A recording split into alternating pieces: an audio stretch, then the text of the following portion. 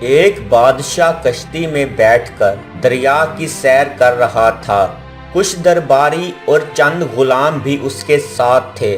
ان میں سے ایک غلام ایسا تھا جو پہلے کبھی کشتی میں نہ بیٹھا تھا، اس لیے وہ بہت خوف زدہ تھا اور ڈوب جانے کے خوف سے رو رہا تھا۔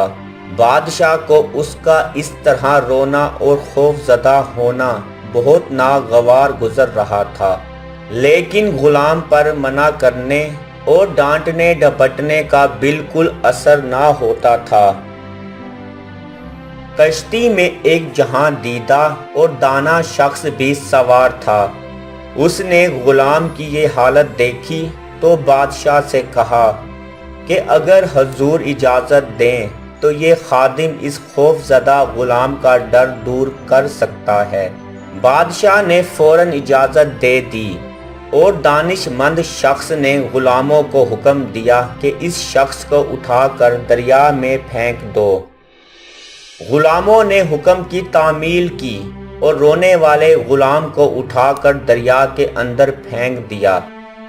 جب وہ 3-4 غوطے کھا چکا تو دانا شخص نے غلاموں سے کہا کہ اب اسے دریا سے نکال کر کشتی میں سوار کر لو۔ چنانچہ غلاموں نے اس کے سر کے بال پکڑ کر کشتی میں گھسیٹ لیا اور وہ غلام جو ذرا دیر پہلے ڈوب جانے کے خوف سے بری طرح رو رہا تھا، بالکل خاموش اور پرسکون ہو کر ایک طرف بیٹھ گیا۔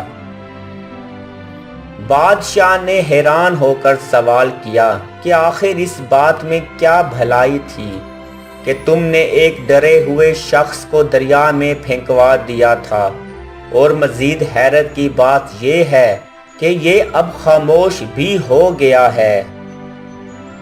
دانا شخص نے جواب دیا، حضور والا، کہ اس نے کبھی دریا میں غوطے کھانے کی تکلیف نہ اٹھائی تھی، اس طرح اس کے دل میں اس آرام کی کوئی قدر نہ تھی جو اسے کشتی کے اندر حاصل تھا۔ اب ان دونوں کی حقیقت اس پر روشن ہو گئی، اس لیے یہ خاموش ہو گیا۔